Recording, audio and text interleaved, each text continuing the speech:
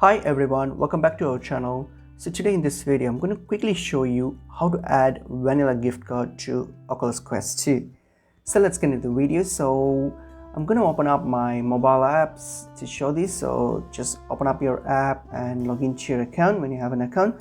So once I've logged in here, so what I'm going to do now, so if I'm going to add my Visa gift card, so I'm going to go to this menu option here on my bottom right, hit on the menu, and then from here hit on this settings option here, and then when I get to this settings option, now I'm going to scroll down and hit on these payment methods here. So hit on payment methods.